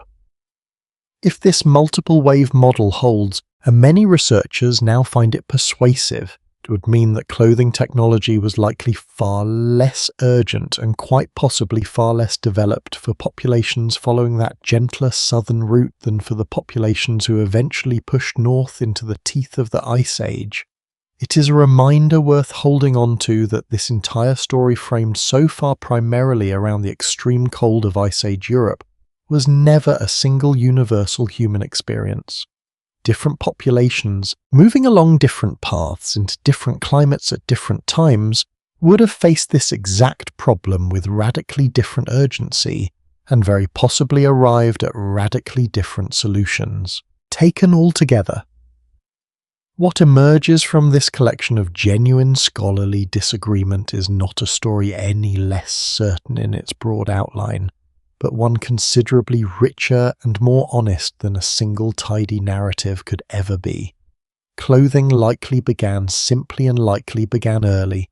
It grew more sophisticated, unevenly driven hardest in the places where the climate demanded the most, refined by Neanderthals and modern humans alike in ways that may have been more similar than different for a very long stretch of time. And it eventually became, for at least some communities, something that carried weight far beyond mere survival, woven with meaning, memory and identity in ways the physical evidence can only partially recover. Scholars still debate the details and very likely always will, given how thin and how fragile the underlying evidence remains. But it is precisely this ongoing, careful disagreement, rather than any false certainty, that keeps this field honest and keeps the picture it offers us continually quietly improving. What remains less debated and considerably harder to look away from is what happened next once this hard-won mastery over cold and moisture finally allowed human beings to spread as far and as widely as they eventually did, and what that spread ultimately cost and gave to everyone who came after. Mastery over cold and moisture, once it finally arrived in full, did not simply keep more people alive through worse winters. It opened doors that had never before been open to any human population, and walking through them changed the shape of the entire world. Consider the far northeast of Siberia, a region so remote and so brutally cold that for a long time researchers assumed serious human habitation. There was essentially impossible before the end of the last ice age. That assumption fell apart at a site called Yana, discovered along a river of the same name in the early 2000s, where archaeologists uncovered clear evidence of a substantial human settlement dating back roughly 45,000 years, placing people in one of the coldest inhabited environments on the entire planet at a time when winter temperatures there would have regularly dropped to levels that remain genuinely dangerous even for someone equipped with modern technical gear. What researchers found at Yana went well beyond simple traces of passing hunters. They uncovered thousands of animal bones, deliberately worked ivory and antler tools, and most tellingly for this particular story, clear evidence of specialized clothing production scrapers, needles and egg-balls in quantities that suggest garment making was a sustained, organized central activity of daily life rather than an occasional necessity. People were not merely surviving at Yana. They appear to have been living there across multiple generations, raising children, maintaining a functioning community in conditions that would have been simply unsurvivable without the full, mature clothing system this story has spent so long tracing back to its origins. It's worth sitting for a moment with what it actually meant to be a child born and raised at a place like Yana tens of thousands of years ago, because the achievement represented here is genuinely difficult to overstate. This was a child who would never know a world without deliberately constructed, carefully maintained clothing standing between their body and conditions that could kill an unprotected adult within hours. Their entire understanding of what a human life required, of what warmth meant and how it was made and kept, would have been built entirely around a technology that their species' ancestors, not so many thousands of generations earlier, had not possessed at all. There is something worth pausing on in that thought, the sheer speed in evolutionary terms with which human beings transform themselves from a species vulnerable to almost any serious cold into one capable of raising children successfully in some of the harshest inhabited environments on the planet. This mastery, once established in the far north of Siberia, appears to have set the stage for something even more consequential. A migration that would eventually populate 2 entire continents that no human being had ever set foot on before. Sometime during this same broad window, likely between roughly 20,000 and 15,000 years ago. Though the exact dating remains genuinely contested among specialists, human populations pushed further east, across a wide land bridge connecting Siberia to Alaska, a region now submerged beneath the waters of the Bering Strait. But once during the depths of the Ice Age, dry exposed grassland, cold windswept and every bit as demanding as the Siberian terrain, these populations had already learned to survive. Researchers refer to this land bridge and its surrounding region as Bringia, and genetic evidence increasingly suggests that populations may have paused there established and lived for a significant stretch of time before finally continuing on into what is now the Americas, a period sometimes called the Beringian standstill. Whether that pause lasted centuries or millennia remains a subject of real scholarly debate, and the evidence for exactly what daily life looked like during that standstill is frustratingly thin, buried now beneath the sea or scattered across terrain that has changed almost beyond recognition since. What is not seriously disputed, though, is that surviving in Bringia at all, let alone for generation after generation, required precisely the kind of layered, fitted, carefully maintained clothing system this story has traced from its earliest uncertain origins through the needle at Denisova and the beadwork at Sungir.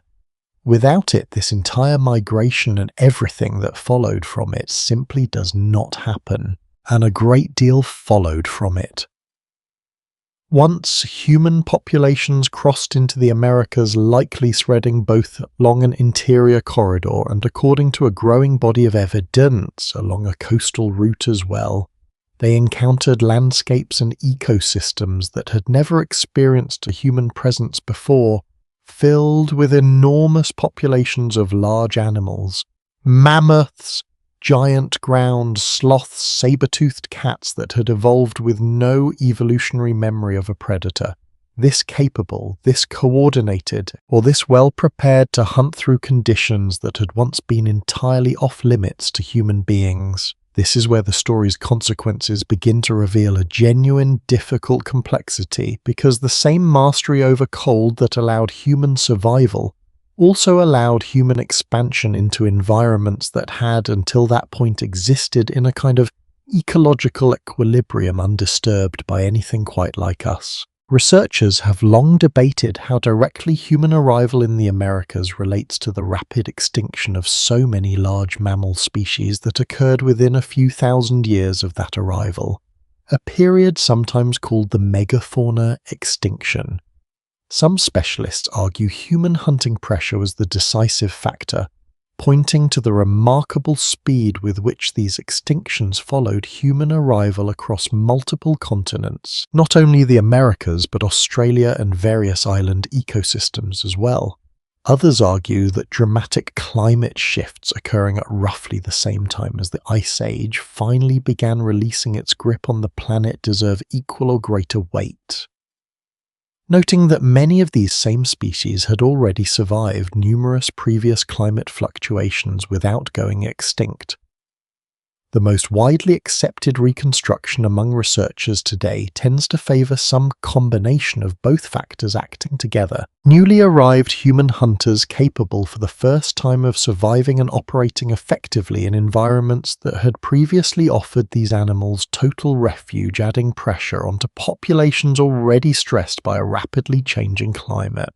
It is a genuinely uncomfortable thread to follow honestly, because it means the very technology that allowed human beings to finally escape a world that had spent hundreds of thousands of years trying to kill them through cold and exposure also quite plausibly contributed to the disappearance of species that had never posed any threat to human survival at all. Is it not worth sitting just for a moment with the strange weight of that trade, one kind of vulnerability finally overcome, and in the process an entirely different kind of loss quietly set into motion? There is a gentler, more intimate consequence worth including here as well, one easy to overlook amid discussion of continents and extinctions, and it concerns something as basic and as universal as childbirth and infant survival. Reliable, effective clothing did not only allow adults to travel and hunt in cold climates, it fundamentally changed what was possible for the most vulnerable members of any group, infants and young children, whose small bodies lose heat dramatically faster than an adult's, and whose survival in genuinely cold conditions depends almost entirely on the quality of protection built and maintained by the adults around them.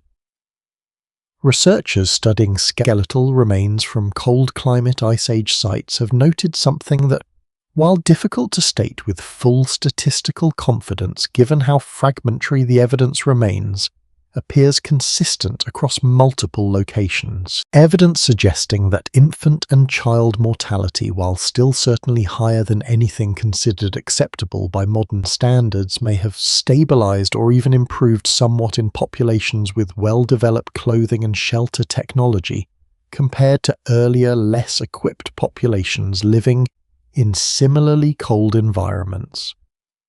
The evidence here remains genuinely incomplete, drawn from a scattered handful of sites rather than any comprehensive record, and researchers are careful not to overstate conclusions built on such thin material. But even acknowledging that real uncertainty, the underlying logic, holds a quiet human weight of its own. Every advance described across this entire story, from the earliest scraped hide to the fitted needle-sewn garments of Ice Age Siberia, ultimately mattered most in exactly this way, in how many children lived long enough to grow up to have children of their own, to carry the same hard-won knowledge forward into a world their ancestors had once found almost entirely unsurvivable. This is in many ways the true scale of the consequence this story has been building toward from its very first cold rain-soaked scene. A technology born from nothing more dramatic than the ordinary unglamorous need to stay warm and dry, eventually reshaped where human beings could live, what they could hunt, how many of their children survived infancy, and ultimately, which parts of the entire planet a single species born, furless and vulnerable beneath an African sun, would come to call home. It did not happen through any single invention or any single dramatic moment. It happened through an accumulation of small, careful choices, repeated across hundreds of generations by people who mostly never knew and never could have known just how far the consequences of their patient, ordinary skill would eventually reach. What remains now is to ask what became of all of this once the Ice Age itself finally began to end, and whether anything of that ancient hard-won knowledge still lingers quietly in the world we actually live in today. The Ice Age did eventually end gradually and unevenly over several thousand years, the great ice sheets, retreating North Sea levels rising to swallow the coastlines and land bridges that earlier chapters of this story crossed on foot. And yet something curious happened as that ancient cold receded. The knowledge built to survive it did not disappear along with the ice. In certain corners of the world, in exactly the places where cold remained a permanent, unyielding fact of daily life, that knowledge kept being refined generation after generation in an unbroken thread reaching from the deep Ice Age directly into living memory. Where is this thread more visible or more genuinely remarkable than among the indigenous peoples of the Arctic, the Inuit, the Yupik and related communities stretching across what is now Alaska, northern Canada and Greenland, traditional Inuit clothing developed and perfected across thousands of years in one of the coldest inhabited environments on the planet represents, in a very real sense, the most complete surviving expression of exactly the principles this story has traced from their uncertain half-hidden origins. Layered construction, an inner garment. Worn fur side in against the skin for warmth. An outer garment worn fur, side out to shed wind and moisture, each piece cut and fitted with extraordinary precision to the individual wearer's body, leaving no gap for cold air to exploit. Sealskin treated through a careful, time-consuming process of scraping, stretching, and chewing to soften the hide, a task traditionally performed by women whose skill in this specific work carried real social respect within the community, since a garment prepared poorly could genuinely mean the difference between a hunter returning safely and a hunter who did not. What researchers studying traditional Arctic clothing have found when they measure its actual thermal performance against modern synthetic outdoor gear tends to surprise people who assume older automatically means less effective. Properly constructed caribou hide clothing layered in the traditional Inuit style has been shown in cold chamber testing to perform comparably to, and in some specific conditions, even outperform many modern cold weather garments, particularly in extreme dry cold, where the natural structure of hollow caribou hair provides insulation that synthetic materials still struggle to fully replicate. This is not a small or sentimental detail. It means that the accumulated knowledge developed across the entire span of this story, from the first uncertain wrapped hides to the needle at Denisova to the beadwork at Sunga, eventually produced in Arctic indigenous clothing traditions, a genuinely sophisticated technological system, refined continuously over thousands of years by people living in direct daily unforgiving contact with exactly the danger this story has spent so long describing. There is a particular garment worth pausing on specifically because its design solves with real elegance the exact wet clothing danger explored earlier in this story. Traditional Inuit outerwear, particularly garments designed for travel over sea ice or through wet snow, often incorporates a construction technique where the outer layer is cut generously loose around the body, creating a ventilation gap that allows perspiration and moisture to escape upward and outward, rather than accumulating against the inner insulating layer. This detail matters enormously because it directly addresses the single most dangerous failure point identified earlier in this entire story. The moment when clothing meant to protect the body instead becomes soaked through and begins actively drawing heat away. Traditional Arctic clothing makers, without any access to the physics vocabulary.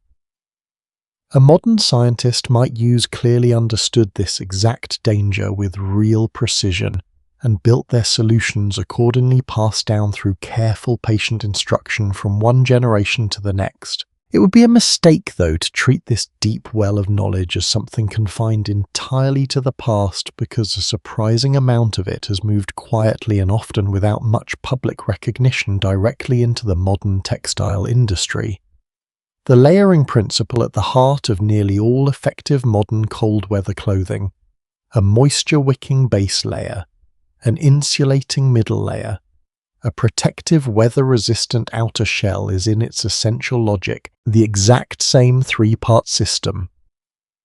Ötzi appears to have been wearing across the Alps more than 5,000 years ago, and the same broader principle underlying traditional Arctic garment construction refined over thousands of years since. Modern materials science has certainly changed the specific substances involved: synthetic insulation, laminated waterproof membranes, engineered fibers designed in laboratories rather than selected by hand from available local hide. But the underlying architecture: trap warm air close to the body, manage moisture actively rather than simply blocking it. Protect that inner system from wind and rain with an outer barrier is not a modern invention at all. It is a solution our species arrived at slowly, painfully, across tens of thousands of years, one that modern engineers rediscovered and refined rather than invented from nothing. There is a particularly direct thread worth naming here because it connects this ancient story to something almost anyone listening tonight has likely worn without ever considering its origin. Researchers and outdoor equipment historians studying the development of modern winter footwear have noted specific design parallels between certain traditional Arctic and subarctic boot constructions and modern insulated winter boots, both relying on the same core principle. Ötzi's grass-packed shoes demonstrated so vividly more than 5,000 years ago, a layer of low-density insulating material trapping warm air around the foot protected by a durable weather-resistant outer shell. It is a strange and quietly moving thought that a person pulling on a pair of insulated boots before stepping out into snow today is in a very real sense relying on a solution to a problem first solved imperfectly and at real cost by people whose names and faces have been lost entirely to time more than 50,000 years ago. This deep continuity extends into an area that might seem at first entirely disconnected from ancient survival technology, modern polar and mountaineering expedition science. Researchers studying historical cases of hypothermia and cold injury among early 20th century polar explorers' men, equipped with what was for their era considered advanced technical clothing, have found that many of the same failure patterns described earlier in this story. Wet insulation losing its effectiveness, extremities sacrificed to protect core temperature judgment failing before physical collapse became obvious, repeated themselves almost exactly despite thousands of years and an entirely different technological toolkit separating these explorers from the Ice Age hunters this story has followed. It is a sobering, humbling detail. The physics of losing body heat has not changed even slightly across the entire span of human history.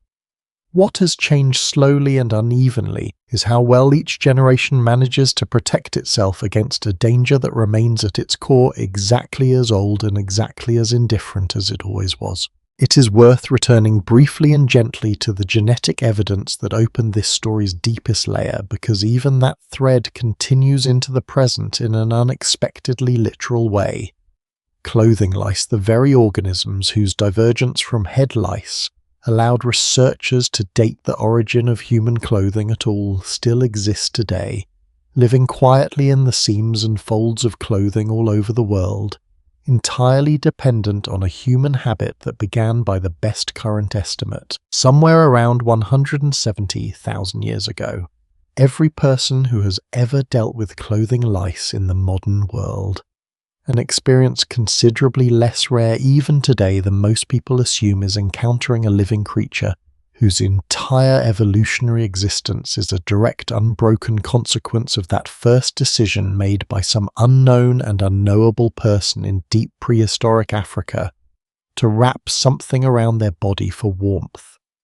It is a strange kind of legacy, small, uncomfortable and easy to overlook, and yet genuinely unbroken across an almost unimaginable span of time. Scholars still debate how fully modern populations, particularly those living comfortably in climate-controlled homes, across much of the developed world today have retained any meaningful trace of the physiological adaptations that once made survival in extreme cold possible at all. Some researchers have pointed to subtle differences in cold tolerance and metabolic response between populations with long histories in cold climates compared to those with more recent ancestral origins in warmer regions, though this remains an active and genuinely contested area of research, and any conclusions here should be held with appropriate caution given how many other factors, diet, lifestyle, general health, can influence individual cold tolerance regardless of ancestry.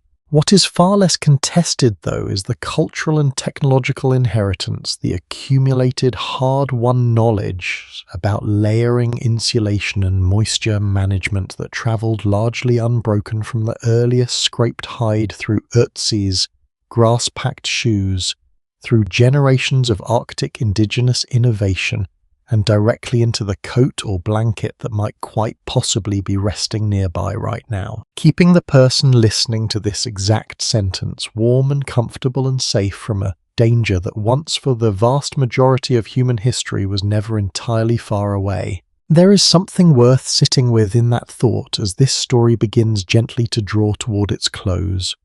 Every ordinary act of staying warm and dry tonight, every layer chosen without a second thought, every dry sock pulled on before bed carries inside it the quiet, invisible weight of an achievement that took our species the better part of 200,000 years to fully secure. It was never inevitable. It was built slowly by countless people whose names will never be known, working out through trial and loss and patient accumulated skill exactly how to keep a fragile, furless body safe from a world that for a very long time seemed determined not to let it survive at all. And it is that quiet, hard-won safety finally secured after so long a struggle that this story is ready at last to rest inside as it comes to its final chapter tonight. There is a kind of stillness that settles over a story once all its evidence has finally been laid out. And this is the point in the telling where that stillness belongs, because everything that needed proving has been proven as much as anything this old can be proven at all. What remains now is simply to sit with it, to let the whole shape of this long patient struggle come into view at once the way a person might step back from a woven piece of cloth after watching thread by thread, exactly how it came together. It began this story with something almost embarrassingly simple, a body that sweats instead of pants, a body that let go of its fur in exchange for the ability to run an animal into exhaustion under an African sun, a brilliant trade that worked perfectly for the world it was made for and left that same body almost defenseless the moment it wandered somewhere colder. That single vulnerability written into human skin nearly 1 million years before anyone had a name for colds is really the seed from which everything else in this story grew. Every scraped hide, every twisted fibre, every needle, patiently shaped from bird bone in a cave in Siberia, exists because of that one old unglamorous fact. Human beings were never built for the cold. They had to build their way into surviving it instead. What is worth remembering, now that the whole arc is visible, is how little of this struggle involved anything resembling a single dramatic breakthrough. There was no one person who invented the coat no single morning when someone woke up and solved the entire problem of staying warm and dry. There was only accumulation, a slightly better way to soften a hide passed from one pair of hands to another. A grass fibre twisted just a little more tightly tested through one more wet season. A needle shaped and reshaped across countless failed attempts, until finally one held its edge well enough to pierce leather cleanly. Progress this old rarely announces itself. It simply survives quietly in the bodies of the people who lived because of it, and in the children those people were able to raise to adulthood in conditions that would have killed their own grandparents outright. And it very nearly did not work again and again. That is worth remembering honestly without softening it. The young woman losing feeling in her hands on a rain-soaked night. The hunter whose hide clothing soaked through days before could no longer hold in the warmth. His body was still trying so hard to make the quiet, confusing final stage of hypothermia, where a dying person sometimes believes wrongly that the worst has already passed. These were not rare misfortunes scattered thinly across deep prehistory. For an enormous stretch of human existence, they were simply part of what it meant to be alive in a cold season, an ordinary risk carried alongside every other ordinary risk absorbed into daily life, the way modern people absorb the risk of a car accident or a bad flu season present, understood, and never quite eliminated. What changed the odds in the end was never one thing alone. It was clothing, yes, but clothing built on the top of fire, and fire built on top of shelter, and all of it built ultimately on top of something even older and even harder to see in the archaeological record. People noticing other people, an older man slowing his pace to walk shoulder to shoulder with someone struggling behind the group. A community pausing its daily labor to sew thousands of tiny ivory beads onto the clothing of someone they had lost, not because doing so kept anyone warmer, but because it mattered, because grief and care and meaning were never separate from survival, not even in the harshest cold humanity has ever faced. That thread, quieter than any technology, running underneath every hide scraped and every needle threaded, may be the truest thing this whole story has to say. Human beings did not survive the cold alone. They survived it together, watching for the exact moment a companion's body began to fail before that companion could recognize the danger themselves. It is worth remembering, too, what this hard-won mastery eventually made possible, and what it eventually cost. It carried people into the coldest, most remote corners of Siberia, into places like Yana, where children grew up never knowing a world without deliberately built, carefully maintained warmth standing between them and a landscape that would otherwise have killed them within hours. It carried people across a land bridge that no longer exists, into 2 entire continents that had never known a human footstep, continents filled with enormous animals that had no evolutionary memory of anything quite like us and did not survive the encounter in the numbers they once had. There is no way to tell this story honestly without holding both of those facts at once. The same quiet mastery that let a fragile, furless species finally escape a world trying to kill it through cold also changed permanently and sometimes tragically nearly every ecosystem that species eventually reached. History rarely offers a triumph without also, somewhere close beside it, a genuine cost. This one is no exception. And still threaded through every century of this long struggle, something else persisted too, something worth holding on to as the story closes tonight. Even in the hardest winters, even during the coldest stretch of cold this planet has thrown at our species in the entire span of its existence, people still found time to decorate a cap with fox teeth. They still shaped grass into the lining of a shoe with more care than raw necessity alone would ever have demanded. They still evidently found reasons to make something beautiful, even when survival itself was never guaranteed. That instinct to create meaning and care and even beauty inside genuine hardship did not begin with any modern comfort or modern security. It was there from the very beginning, sewn quite literally into some of the oldest clothing evidence archaeologists have ever found. Let this story slow now the way a long night eventually slows toward its quietest hour. Somewhere in what is now Russia, more than 30,000 years ago, in a burial dug carefully into frozen ground, a group of people once knelt beside the body of someone they loved. They dressed that body in clothing sewn with thousands of small ivory beads, each one shaped by hand, each one taking real time away from the daily work of simply staying alive. They did this not because it kept anyone warmer. They did it because the person mattered. Because even here, even now, even in the coldest, hardest chapter of the human story, love still found a way to leave something behind. That clothing is gone now. The hide and fibre decayed long ago, dissolved back into the earth that once tried so hard to take everything from the people who wore it. What remains are only the beads scattered in careful rows, holding the shape of a garment no one living has ever seen whole. And somehow that is enough. It tells us everything that truly needs telling. That a body born for warmth learned slowly and at real cost to survive the cold. That people who could have simply endured chose again and again to also care. That warmth in the end was never only about the body. It was about who stayed close enough to share it. The ice is gone from most of the world now. The mammoths are gone too, and the great cold that once reshaped entire continents has long since loosened its hold. But somewhere quietly in a drawer or a closet near where you are lying right now, there is likely a coat or a blanket or a simple pair of warm socks waiting for the next cold morning. It does not look like much, it rarely does.